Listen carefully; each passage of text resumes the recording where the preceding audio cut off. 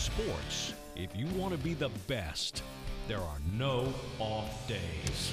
Time for the NODPOD. Welcome into the No Off Days podcast alongside Chris Cato, BK in the booth. I'm Scott Smith, and for those watching, yes, there is a pungent smell coming off of Mr. Cato. The third straight week now you've worn your Lucky Charm shirt. They're undefeated. I got to keep wearing it. Yeah, well, earthy would be another smell to... Did I just give away a spoiler there on our bracket? Well, it is a little bit of foreshadowing because we get to reveal our Frosted Four today in our cereal bracket, the most important bracket. So at that point, we will urge you to do your civic duty, and that is to vote. And you've been faithful to this point, but don't give up because we're only halfway there. It continues to be the most popular, most divisive thing we've ever done in the long history of this podcast. Yeah, a lot of it's fueled with regret of teams that probably should have made the tournament. Right. And, you know, it's all a learning process, Chris. And any big thing that you choose to take on in life, if you don't learn from your mistakes moving forward, then what? You're poised to do it again. So we probably will do it again. We'll probably make a lot of mistakes moving forward.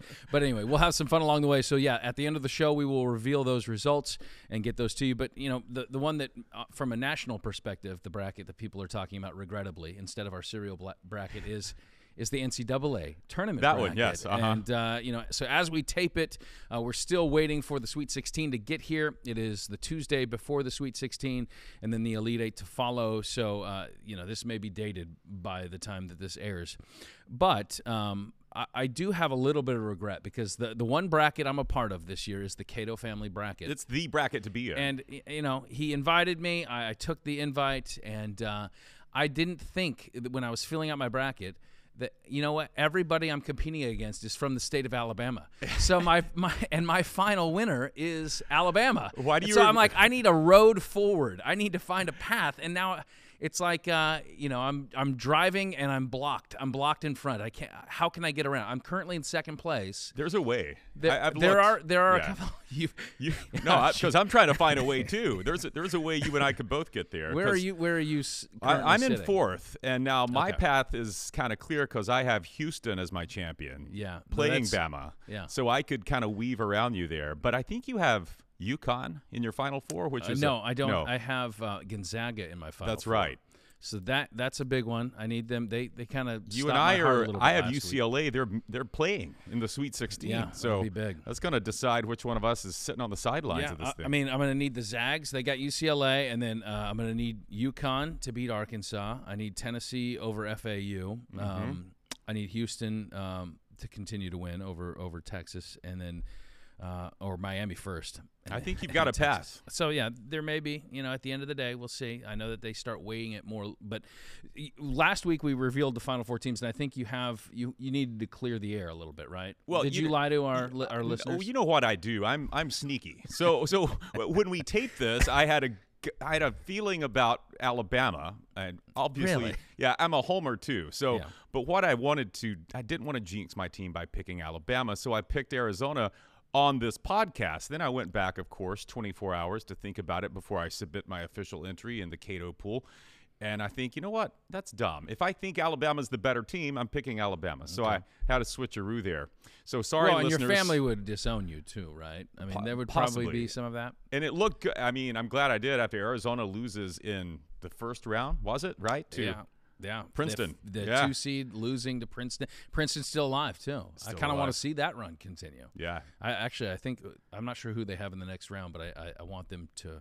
Well, it's not Fairleigh Dickinson, unfortunately. It's let's go here. We have a bracket. We can look at this. They have they beat Missouri, so they have Creighton.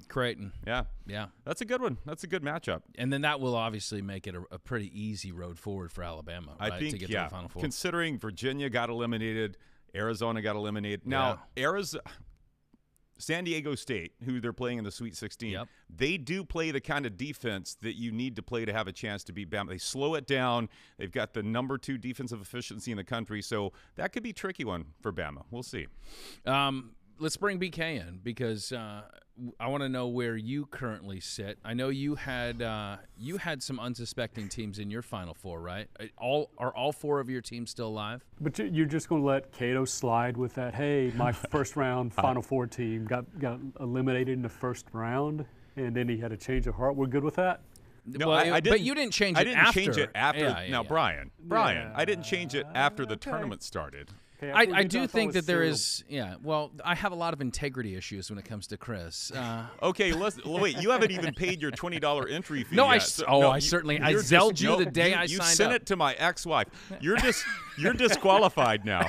And that's true. You did do that. So actually, your bracket, her name's on the account. But you have no have path forward, sir. Anyway. He did, Brian. I do think He that zelled if you do a bracket, you should do the same bracket in everything that you compete in. I don't think you should be able to spread it out and just try to win it. I think the courage of your conviction, right? I'm sorry. I didn't realize what we were saying on this podcast would echo through the halls of eternity. Well, and we didn't do a bracket. We just said, here's who we think you're in the Final Four. And then I thought about it, and I had a change of heart. All right. So, BK, how's your Final Four looking? My Final Four is not too bad, actually. Okay. It's still I got Bama. I got Kansas State. Oh, yeah. They I do got look good. Xavier and UCLA. See, now that's that's and those saucy. are some bold picks. Xavier, kind of off the beaten path. Kansas State, who our boy Casey Jacobson really liked. Yeah. That point guard of theirs, wow. He was right about that. Well, guy. and he gave us two good picks. They ended up in the against each other in the same area. Right. So it was Marquette. Yeah. Marquette was the one that I rode. Yeah. And I should have listened to the other one that he suggested. Anyway, so, congrats to you, BK. good. Well, He's still alive. it's We're not not- competing it's against you in the absolutely Cato BK family. didn't get into the Cato family pool, though. I So missed out, man. yeah. Which is amazing because you sent my guys are money to probably Cookie. related. Cookie got my money. Probably. Yeah, Cookie, that would be money well spent. All right, BK, what do we have on the big show today? Hey, we got Anthony Becht, former Buccaneer, former NFL great. He will be joining us. He's now currently head coach of the St. Louis Battlehawks. That's a great story. The Battlehawks. I mean, I don't know how much XFL you've been able to catch, but like them in St. Louis, it's like Battlehawk fever. It is. The Yeah. attendance numbers are off the charts. I've watched more than one game, which is a lot more than a lot of people have watched. Yeah. But yeah, I've enjoyed it. And this is his, maiden voyage into head coaching. He was an assistant coach for the Alliance Football League a couple of years ago. He was a tight ends coach for San Diego. And now, as a head coach, man, he's caught a little lightning in a bottle. So that'll be fun to catch up with Anthony. And at the end of the show, we're going to reveal the Final Four for the Cereal Bowl. Our NCAA just called the Frosted Four. yes, again, Four. trademark. We're slipping all over ourselves here. We got to make sure we stay We're up to date on all of the legal. compliant. Yes. And then we'll break out the randomizer. It's been Okay. a month or so since we've done that. Oh, good. Our old friend. We got to get that button in here. Yeah, we'll bring the button in. I think it needs new batteries, though. Yeah. All right. Very good, BK. Well, we'll catch up with you in a little bit. If you're listening and you want to watch, go to fox13news.com/NODPOD. If you're watching and you want to listen or subscribe, take out your phone, zap the QR code. It's in the bottom right-hand corner of the screen right now, and it will take you to all our shows. It's kind of like a stroll through an old family photo album. You got cute baby pics, some memorable vacations that you'd like to relive again, but certainly plenty of awkward haircuts, uncomfortable chubbiness, and the thought of why did we ever let young Christopher out of the house to wear that T-shirt on photo day? A lot of those, but we invite you to like and subscribe. His Lucky Charm shirt again. It was his favorite shirt. He wanted to wear it every day. It's so milk stained, so putrid, yet he wears He's got it. milk stains in the pits. Not good. All right. Speaking of pits, I think Bucs fans thought, hey, man, we don't have a quarterback. Tom Brady leaves. We're in the pits now. And they signed Baker Mayfield. And we've talked about this signing before. But here's a guy that now is onto his, he's onto his fifth offensive coordinator. So he's the fourth team in 6 years now. Fifth offense coordinator in 5 years. I mean, that's crazy, It is. And I think for any quarterback, any position, to have a different position coach, a different philosophy, a different terminology, playbook that you have to learn, that's a tall task. And so there's a lot of Baker haters out there. I don't fully get it. I don't really understand. I understand, like, when you come in as the number one pick, you have kind of this bravado, this confidence, this cockiness that some might call it, that he exudes, that if you don't perform up to standard, man, we just love to see you fall. And so some people have taken the opportunity to do that. But I think in Tampa, this fit, I think it will be a fit. I mean, he has a new offense coordinator, Dave Canales, that's going to really emphasize the run game. That's going to take a lot of pressure off of him. Yes. The only question mark to me, really, I mean, other than, hey, will he get back to maybe his, 2020 form or 2018 when he was a candidate for Rookie of the Year with the Browns, is whether or not they can put a line in front of him. And right now there's a lot of questions there, right? So, but I think he has a lot of talent. He's shown some efficiency and shown some big play prowess in his past.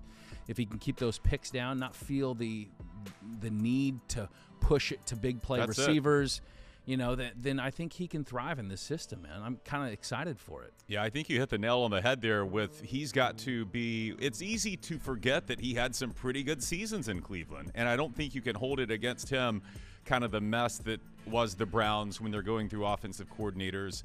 Didn't have much of an offensive line there either.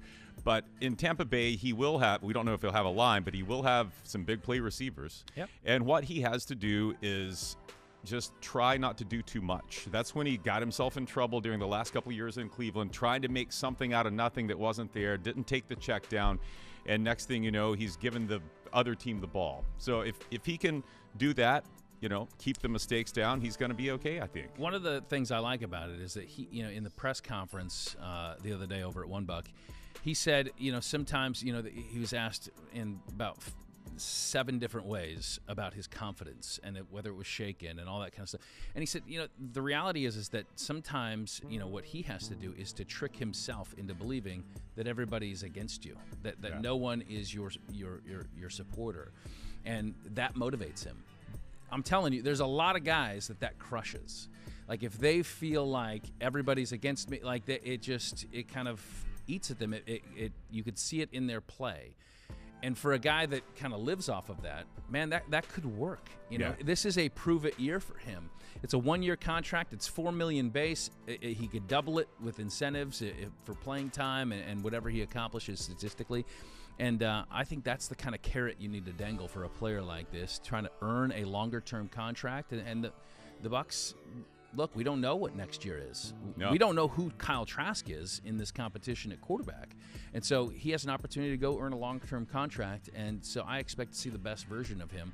And to get a little runway with Dave Canales as the OC and to learn the system, we saw what he did with a very short runway in L.A., and he provided some interesting moments there, just playing in I think he started 4 games, played in 5, and they were interesting with him at quarterback. They didn't win a lot of games, but can't put that all on him, right? So the Baker Mayfield era has begun with the Buccaneers. Now there's another quarterback trying to get a job, and he's a year removed, but Cam Newton is throwing today, actually, at Auburn's Pro Day. And he put out an interesting little splash reel, a little minute-long video that certainly circulated on social media, where he basically called out, there ain't 32 other bleeps that are better than me, and that he called all these other quarterbacks that are getting jobs, these randoms that are getting jobs, and that he's going to show everybody, and he can't wait to show people. And I can't wait to see it. But the problem is you're in a setting that it's like, okay, it's a pro day. It's conducive for you as a quarterback to make the throws. I do want to see what his arm looks like, because that was part of the issue. He's coming back from shoulder surgery. He missed all of last year, and his production has certainly dipped as he's bounced around. When they dumped him in Carolina, he went to New England. Didn't really produce ended up losing his job to Mac Jones, and that had something to do with his play. It also had a lot to do with the fact that they believe in Mac Jones there. Went back to Carolina and didn't produce there, and then sat out of here. So do you think that Cam Newton can revitalize his career? He's 33 now. He'll be 34 here in May. That a team will take a flyer on him? Do I think he, as he put it, is one of the 32 best quarterbacks in the league? No. Do I think he's going to be a starting quarterback on a roster this season? No, but I do think there is a place on a roster for him. Yeah. I mean, it's a system fit, right? So, Taysom Hill, think of a quarterback like that has a certain skill set that you can bring in where you keep the defense off balance. I don't know. That's obviously not what he wants. He wants a starting job, but I think there could be a place in an offense for him. But do I think he's a starting quarterback in the NFL? I don't know, man. I mean, I bet one of those randoms, as he put it, all these randoms keep getting jobs. I bet one of the randoms he's thinking of is Mac Jones, and you lost your job to Mac Jones in part because and Cam's admitted this, he wasn't reading defense as well. He was overthinking it a little too much, and Mac Jones, the Patriots saw in him consistency, accuracy, things Cam wasn't giving them at the time. So, you know, I don't think he's a starting QB, but I do think there's a place on an NFL roster for him. Yeah, I think that maybe some of the randoms he might be referring to is even a Baker Mayfield. Yeah. You know, yeah. Guys that are given opportunities to come in and kind of in that veteran role that are still competing for, not handed a starting job, but then, you know, you have another guy like Andy Dalton too, that it's, you know, kind of right up there in the same age range as Cam Newton that's getting opportunities. But I think this goes back to, is he a guy, though, that if he does not win the starting job, that he's going to be a great teammate? Good for the locker room? He's going to be good for the quarterback room. You know, that's the question. Or is the bravado that we saw in that clip say, I'm one of the 32 best? How pervasive is that once you get into the locker room and you have not earned the starting quarterback job? Yeah. That could kind of, I don't know that I wouldn't say that he's a cancer. I don't know that, but I think you can poison the well if you're not like a good soldier, you know, right. Like if you're not like, but I don't know. I'm curious to see it because he does have athleticism. I mean, he looks like he's in tip-top shape. You know, I don't know that he'll be able to run the ball as effectively as he has in years past, but we're going to see. It's about 12 years after his initial pro day with Auburn, and he's going back to college, man. He's back on campus. All right. In the racing world, we had a story that caught a lot of headlines, and this was an Xfinity race this last weekend. A driver named Josh Williams, who happens to be out of Port Charlotte, so somewhat of a local guy, Nice. In Atlanta. There was a collision, lap 27, and he suffered some damage in his front right fender. And so they went to use some Bondo tape to wrap it up and to finish it. It was chilly, so that Bondo tape didn't hold quite as well. And I guess a NASCAR rule, and BK can always check me because he is our in-house rules aficionado. So, you know, when debris comes off your vehicle, when your car is falling apart, you have to stop competing. If you're littering the track, you know, they bring out a caution, and then you got to park your car. You're done. Yeah. And so what he decided to do was, you know, in a kind of a form of protest, is that he parked that sucker right on the start-finish line, walked out, took his helmet off. That mullet was flowing, man, and he just like gave a peace sign, waved to the crowd's going crazy. They're cheering for him, and he walks off into the infield care center, and off he goes. I've never seen anything like it. He just parked his car on the track at the start finish. This would be a jockey who decides to dismount his horse in the straightaway and just leave his horse standing there. The horse just goes off. And I thought one of his best lines afterward, they were asking him about, you know, well, you're going to get penalized over this. He said, I don't care. What are they going to do? Fine me? I can't afford to pay it. Well, he's part of a small team, you know, and look, that's part of what is in the DNA of race car drivers. They're competitive, they're fiery, and so I think that this appeals to a lot of race fans that maybe didn't know who Josh Williams was before this. Well, I think he lost any chance he had to get a sponsorship opportunity with, what was it, Beaver Bond was the tape that he put on there that he blamed on. You know, it fell apart, so yeah. I think he's lost his and that makes sense. But you know, I think that, you know, this is one of those things where, you know, from a fan standpoint, he may connect with the fans and really rub the league and other drivers the wrong way by doing what he did. That's not a good precedent. I don't know from a safety standpoint how much of a safety issue that was. I mean, they were under caution, but you know, it's kind of like throwing up the double birds a little bit and saying, "This is I'm done." I mean, a lot of us have probably had jobs in the past where we're like, "Man, I like dream about a way that I can do a walk-off." This is me walking out during a newscast, like just fed up with it. I know you've had those dreams, haven't you? They've told me, no, I need my job too badly to do that. But no, this not would be here. This would be like walking out while I'm reading the stock market report because the arrow is pointing the wrong way. Yeah, you know, we had Tony Stewart on a couple weeks ago, and you talked to him about this. He said it would be good for NASCAR to have kind of a villain, not a villain necessarily, but someone to, an antagonist. And this could be that. Look, it could be Josh Williams. In the era where the mullet has been revitalized and brought to new popularity, much to your delight. Yes, you're a big mullet guy. Yes, I love mullets. But the idea, don't just wear the mullet, be the mullet. Yeah. You know what I mean? Yeah. And this is a mullet move.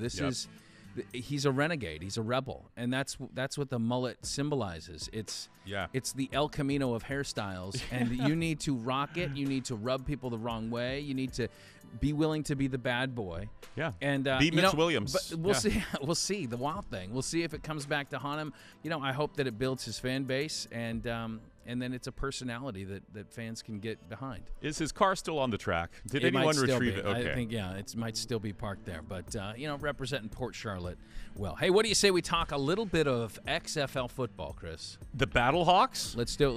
Let's bring in our buddy. Well, our guest today played a dozen years in the NFL, 3 of those with the Bucs, and an ESPN analyst for, a decade, and then now the head coach of the XFL St. Louis Battlehawks. We welcome to the program Anthony Becht. Welcome in, Anthony. Great to see you.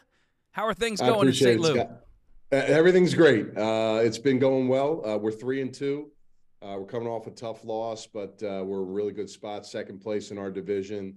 And halfway through the season, it's kind of been a blink with training camp and the season going, but it's been a great experience. I love it. It's definitely something that I've embraced and really enjoyed giving back the knowledge to these players. And it's been a great experience so far. Well, and you mentioned the start that you guys got off to, and the season's halfway there. You're in a good spot still, despite the loss over the weekend. But, man, the story with your team is the attendance at these games. And it's not just an XFL thing. This is specifically what you guys have built there in St. Louis when you see the fan attendance that approaching 40,000 at home games. What's going on there right now? Scott, it's an unbelievable experience for myself and the players. To walk out of that tunnel into the dome, and it's electric. I mean, it's loud. It's a place that's, tough for defenses to get organized when we're playing against them, and tough for offenses to really operate with the noise level. So, listen, I wanted to be a part of this team because I knew how great the fan base was, how desperate they were they wanted a football team. And it's been awesome. They show out. We got to walk into the dome before the game. They're all out there lined up cheering for us. It brings a smile to our players' faces, but it prepares them. There's a lot of other places and leagues that, you don't have attendance. And, quite frankly, that's part of the development process for these guys that want to reach their goals in the NFL. So I'm glad we have it. It's great for the situation part of football. And they've really showed out, and they've been awesome. Well, and you were a member of the St. Louis Rams back in 2008, so you got a taste of St. Louis as a football city. How quickly did you realize that the hunger was there when you relaunched as a head coach? Well, I watched some of the 2020 videos of XFL 2.0, and they were rocking, man. Yeah. I mean, they were about to open up the upper deck in their I believe it was the third home game before the league got canceled. But, they started opening the upper deck for our first home game. We were actually on the road for the first 3, which was, tough for me to take as a first-time head coach, but we survived.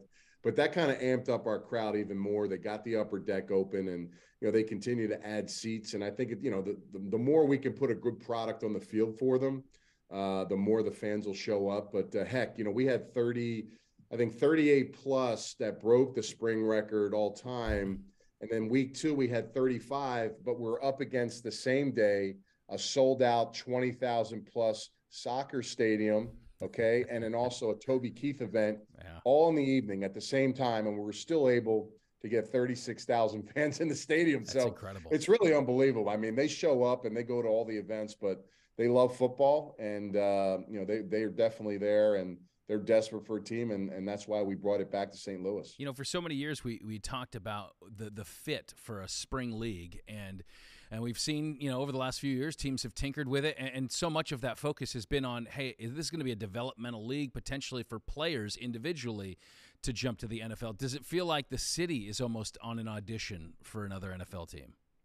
That's a great question. I think right now they just love sports in general. Yeah. You know, you talk about baseball and the really the heritage there, and you look at the hockey team, and when they had the Rams and when they were rocking, they were there. Now, when I played in 08, we weren't very good. There was a lot of spotty areas in the first, you know, that first level. There was a lot more fans at our game to start than that year. But, you know, that was a transition. Things were changing for the Rams. They ended up moving in a couple of years after that. And, you know, they're just passionate about having anything football related. I haven't heard much about them saying, hey, we want NFL back. They just want football back. And they love the fact that it's anything. And the XFL has obviously catered to their needs. I'm just glad to be a part of it. Our players are glad to be a part of it. And it's been a unique experience. Well, and you have NFL talent too on the field. I mean, your quarterback is A.J. McCarron, played in the league for 8 years. Brian Hill, your running back, played I think 5 years. So how does the quality at the positions, how does that stack up? I'll tell you now, we got some incredible skill position players. We got, you know, NFL wide receivers, young guys, not guys that have played long, guys that are trying to get back. Yeah. You know, we run an NFL system.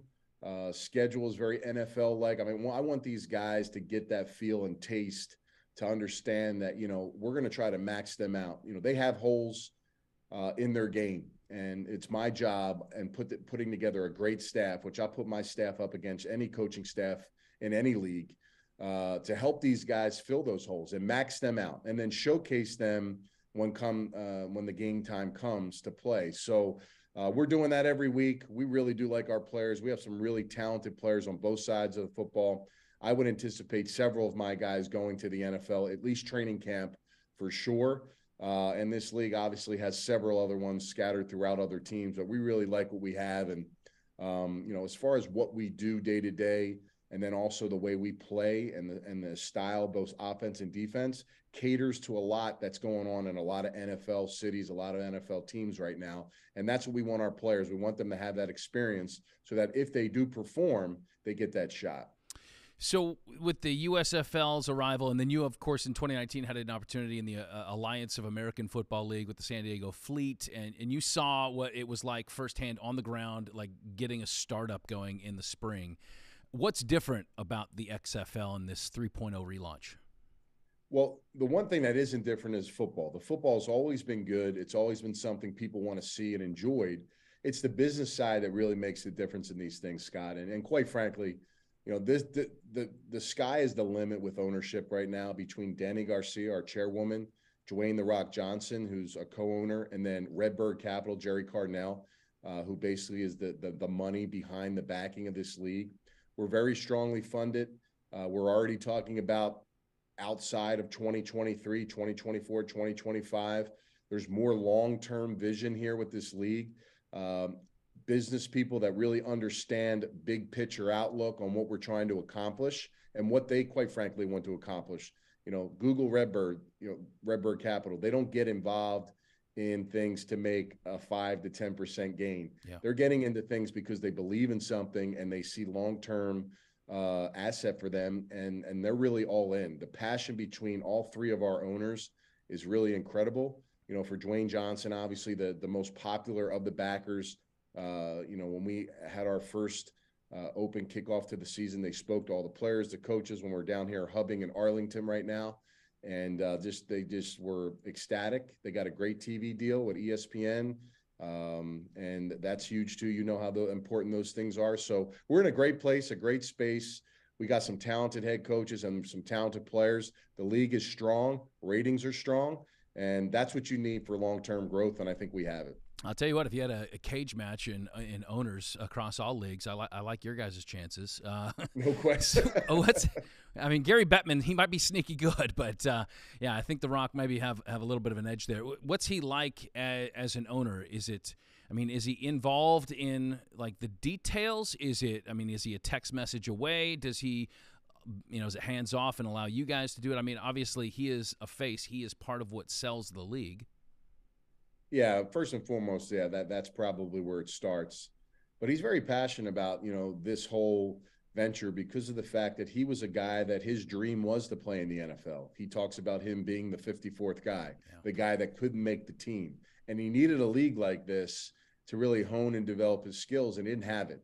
and he knows a lot. He understands there's a lot of those players out there that are really looking for that opportunity, and it is a league of opportunity. That's where it is. Every single player in this league, we looked at 4,000, 5,000 players, Scott, that wanted to be in this league, and we whittled it down and built something from scratch where each team has 51 players. So this is a unique opportunity. I think there's the connection with the NFL and our partnership with technology, officiating, rules. You see some really cool rules that we have as far as scoring, keeping yourself in the game. We haven't even gotten into the overtime excitement yet from the rules there. So a lot of unique things, even on special teams, that I quite frankly, I've saw the NFL put into their proposals, several teams that they'd like to transition to as well. So it's very interesting, and I think it's a landmark year for this league, and sky's the limit moving forward. Well, and I think a lot of that stuff that you mentioned, in terms of rules, there's an added flexibility in your league that the NFL is certainly paying attention to when it comes to, revitalizing the game. And, when you talk about onside kicks and things like that to really increase more viewer participation later in these games. So, you talk about the opportunities that it affords these players and the league as a whole. But for you, you played, you obviously had a very long career as a player. You got into the analyst side of things, and now as a head coach, like, what personally have you learned about yourself and as a coach this last calendar year? Yeah, Scott, this is something really that I've been passionate about since I left the NFL. There were options and opportunities for me over the last decade to get involved in coaching, family, doing things differently. Timing was different. I've always been a part of the coaching, did the AAF like you talked about. And that really kind of sparked me more being a tight end coach under Mike Martz. And Mike Martz really took me under his wing and told me, there's more to what I could be doing. He's actually like, get out of media. You don't need to be there. You got too much knowledge. You got too much to bring to the table for players. And, when this opportunity came and Danny and Redbird and Dwayne took this league over, I think August of 2020 from bankruptcy, and purchased it, I said that day that I was going to be a head coach in this league, not knowing anybody, not having any connection. Wow. I was just driven to be a part of it. And I had a vision, quite frankly, that I thought would be great for the league. And I finally got in front of those people. And I think the things that I've learned is just, dealing with people day to day. It's not just football, offense and defense and special teams. It's, things happen day to day, players, coaches, the scheduling, but also just leading men. Getting guys better every single day, making sure that, it's all about the player, but yet understanding that there's an accountability process. There's also, a standard that has to be raised, and trying to build a culture really in 45, 50 days of training camp. That's probably the toughest thing, but we stayed on course. Like I said, I got a great staff, and this team plays hard. They play physical. And we got some really talented guys, and, no bad apples, man. Every one of my players are dialed in. They got chips on their shoulders, and they want the knowledge and they want the information. That's probably the biggest thing you see in this league, is that guys come in and they want to know, how do I play for 12 years? How do I do what Leroy Glover did? How do I do what Ricky Prohl did and Bruce Gradkowski? They want those answers. And guys that have played at the highest level, sometimes it's not easy for them to articulate and translate as a coach to a player that's looking for that information, because you're so used to doing it at such a high level and the expectation levels are so high. We have a staff that understands, like, hey, we played at this high level, but there's a base ground where guys have to start, and you can build that up. And if you can communicate and you can teach and guys trust you, you'll learn a lot. So, that's what we try to do as a staff and myself, and it's been very productive.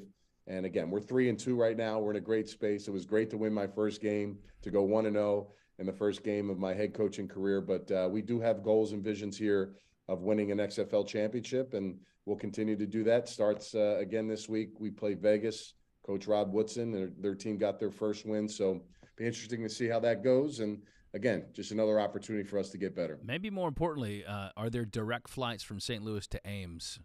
We know Rocco's got spring going. There are, yeah. Well, not Ames, but Des Moines. So it's not a bad drive, though, Scott. You can really? get down. He came down. Yeah, he drove down about 5 hours. Oh, that's not bad at all. To the game last week, so it wasn't bad. But spring ball's starting up, so I won't see him too much the next couple of weeks. But it is nice to get close and be close to my son. That's a quick drive away. Well, we're rooting on the Battlehawks and the Cyclones as well, and we thank you for your time, Anthony. Best of luck the rest of the way. Hopefully, see you in the playoffs, man. Thanks, Scott. Go Battlehawks.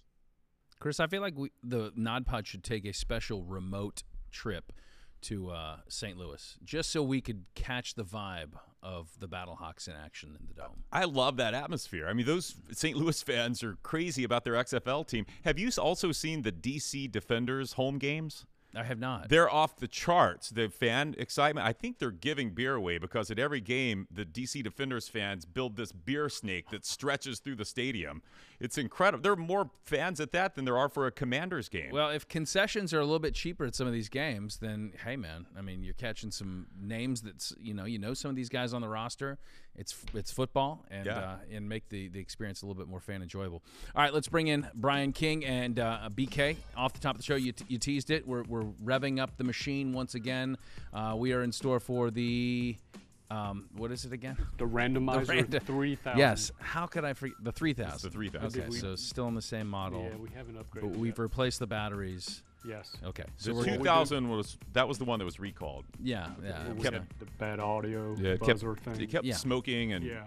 spitting at us. But we got the deluxe model now. Okay. right. Very So what's good. that? All right. So let's get this thing warmed up. And Chris, do you Roll want to through take? questions? Yeah. You hit the we'll- buzzer yeah. and we'll stop it. You want to start? Let me get the wrist warmed up here. All right, ready to go. Let's Okay, go. roll it. Roll it, and we're going to bang right there. Stop. What movie traumatized you the most as a child? Oh, this is easy. Stand By Me. The scene where they cross the river. Leeches. The Leeches. Yeah. Because I often, this will surprise you, as a child growing up in the woods of Alabama, often swam in a river. And often I would have to check down south after getting out of the water Yeah. just to make sure Is anything down? we didn't have a bloodsucker.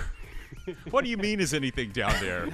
From a leech It's a fair- standpoint, come on. That was a low blow. Anyway, the river was cold. That was a great movie. A similar scene kind of has always stuck with me. It wasn't like traumatic, so to speak, but the vomiting scene. Oh, yes. Like when they did the shots of whatever that was, and Right. then the raw egg, and then and then the chant lard bleep. Yeah, right. Yes. Yeah. So that was that was a good That's one. a great movie, right? Traumatized me. I mean, I think to this day. Wait, do you answer this? This is my question. Scott can answer. Okay, darn. I mean, Jaws probably. Yeah. I mean, I still have an irrational fear of sharks. You know, I would love it if, and you know, I know animal lovers aren't going to love this, but if we could just rid the oceans of sharks.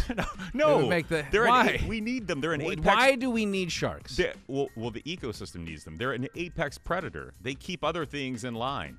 You take the sharks out, you know Like what you're human going to have? beings? Like, No. like listen. surfers? Humans aren't supposed to be part of their ecosystem. If Well, you get rid of the so sharks, you're you know saying what you're going to humans have. don't belong in the ocean. Exactly. Oh, get out of We here. don't have gills. Or do you have fins?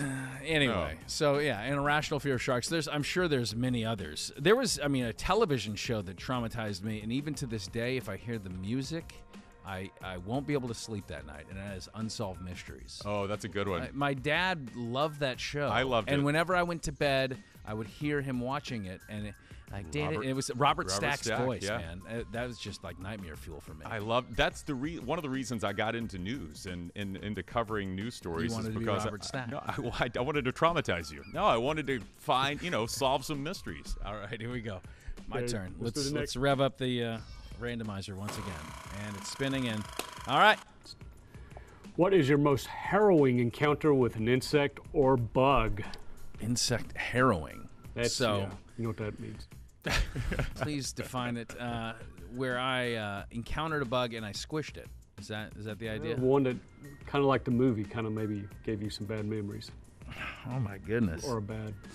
I don't know. I don't like spiders. I feel like every time I go out to we have like the pool cage in the back. Yeah. We get these spider webs that like I walk into them and I feel like they crawl into my hair. And if anyone's watching you from a distance, they yeah. think this guy's losing What his is- mind. He's what is flailing he about. He's convulsing. Yeah. Yeah. It's a spider web. Why is his bathing suit so small? Why are you looking over my fence, neighbor? I don't know. That's just not a great question for me. Okay. I have one with a rodent. So that's not an insect or bug. It's not. I mean, it's the closest thing. There was a, back in high school, we set a trap for a rat, caught it, it was still alive, and I was like, okay, I'm gonna go to school, and then when I come back, it'll be dead, and I'll just throw it away. And he was still alive, man. Yeah. So I was like, I got to put him out of his misery, and I took my baseball bat. Okay, you could stop right now. Yeah, it didn't go. Yeah. I'll just say, the curly this shuffle. Guy wants the curly shuffle ensued. This guy wants to get rid of sharks, and he is in a humane way confessing to. Can we just put a shark net, shark net? Wow, we're gonna have to edit this pod a little before it gets out there. My harrowing insect bug experience is a leech a bug? No. So I've found some ticks in bad places. Again, growing up in the woods of Alabama, I found nature boy. Yeah, and they're all attracted to my underwear region for some reason. But I found some ticks in bad places. I would have to say I watched. This didn't happen to me personally, but my brother once accidentally swallowed a ladybug as he was consuming. Cheetos or something. Yeah. Flew into his mouth, Cheetos. and he was not happy about that. He's convulsing. Okay. Did you give him the Heimlich? And what was the harrowing part of it? Oh, just I was laughing at him, and it was harrowing for him. It wasn't very harrowing for me. Man. All right. Have you dial it up? Yeah. Okay. All right. Let's find one where These are hard. These are hard. Okay. Let's find one where we don't offend nature lovers. What was your least favorite chore to do as a kid? Oh, removing ticks from my brother. No, it's down there somewhere, Chris. I feel it burrowing. If you wait a couple of days and they get full of blood, they're easier to find. I got to burn it out with this match. Of course. Hold tight, buddy. Oh, boy. Then you've got Lyme disease. You got all kinds of problems. Least favorite chore. Okay. Have to be picking some vegetable. My parents were always growing these massive gardens to feed the community, and actually, nice. Corn will really cut you up if you've been through the stalks. Corn shucker. Yeah, the blades. But we had a very different childhood, you and I. We did. I'm a child of the corn. I am. I don't know, man. I don't know. I had a bunch of them, though. I could go through a whole list. Didn't really like many of them. Yeah, cleaning up dog poo for me. All right, here we go. It's still my chore. All right. Last one. All right, last one. And there. Stop. It is, what current trend right now would you want to see banned forever? A current trend. What current and trend? I got like 4 of them. Oh, my gosh. Oh, you have some suggestions? Just TikTok. We just get rid of TikTok. I'm not a TikTok fan. You know that Fox 13 has a TikTok page. I'm sure they got a lot of pages. I think you're hitting on I mean, look, social media, I'm not a fan. Not a fan of it. I think that it requires a lot of effort. Some people are wired for it. In our industry, we're encouraged to do it, and I'm not naturally wired that way. And honestly, I think it just breeds jealousy and envy over other people's lifestyles, and then we put on like this fake persona of how great my life is. And are you confessing? Is this a confession? No, I just think it just there's not a lot of great thing. It breeds hostility, like arguments are. You miss the nuance. You miss the person that you're talking to. You kind of talk past one another when it comes to like whether it's political topics or whatever it is. Right. Putting up a shark net. You miss some of the nuance, and so I think that might be one of them. Do you have a thought? Is that a trend? Is social media? I don't know. I think it's kind of here forever. Here to stay. Yes. My trend I would like to see banned is people who start sentences with the word "so." We've talked about this before. Have I done this? Probably I think everyone does, but so should not be how you begin a sentence. So is a conjunctive adverb. It transitions from one thought to another. But now everyone's. Oh, and by the way, there are a lot of smart people out there too, smarter than me. But people have adopted replacing me with I. Brian interviewed Scott and I on the podcast the other day. Take away the Scott from that sentence and how you say it. Brian interviewed. Brian interviewed me on the podcast. So I know I'm like old man shaking his fist at the clouds now, but these are things I would like to hear us do better at. Can I add grammar police to the trends I'd like to see eliminated? All right, let's get to our Frosted Four. Drum roll, please. All right, are we going to reveal the results? I know that folks have been sitting through all of our lessons on what trends we want eliminated, but this is the one we want to see continue, and that is the cereal. Wow. Okay, so we have CTC. Strong finish there in the Sweet 8 to advance past the mini hay bales. Lucky Charms, no surprise there, is the 5 seed, but I thought that was a tough draw because Fruity Pebbles was one of the favorites, right? I think maybe the surprise of the tournament is our 11 seed making it to the Frosted Four. That's incredible. Honey Nut Cheerios defeated Cocoa Pebbles? I think that's just defeated. If it defeated Captain Crunch. Right. Which you don't have a problem with. You're not a big Captain Crunch guy. I'm not a Captain Crunch guy. But I'm shocked by this. Honey Nut Cheerios. I think we had some traditionalists getting into our voting, and they wanted to see some of the long time, the more some General Mills homers got in there. That may be it. And then of course the Frosted Flakes. I thought they had a really easy draw anyway because Raisin Bran. What are you doing there? That's the Farley Dickinson of the tournament was Raisin Bran and Frosted Flakes. We still got a Xavier up there. Well, look at this Frosted Four though, and especially this matchup here: Cinnamon Toast Crunch and Lucky Charms. Unfair. That's like a 1 and 2. That's a clash of the Titans. It is, yeah. Well, and an 11-7 on the other side. So maybe this is just a reflection of the selection committee's poor seating. that probably could be it. So anyway, we encourage you to vote yet again and get us down to our what did we determine our championship game is going to be called? The Soggy Cereal Bowl. The Cereal Bowl? Something like that. That might work. The Cereal Championship. I don't know. We need to work on that. Either way, your job is to get out there and to vote. Once again, fox13news.com/NODPOD, and their voting is there for the taking, and we have another week. I'll be wearing this for another week. So wait. If CTC beats you next week, is this gone? Do we get to move on? I can't make any promises. Okay. I think at least throw it in the wash, It's so tight now, it's actually stuck to my skin. I'm telling you. Okay. Anyway. All right. To watch full-length episodes of this here podcast, head to fox13news.com/NODPOD. The QR code, same place you can go to vote.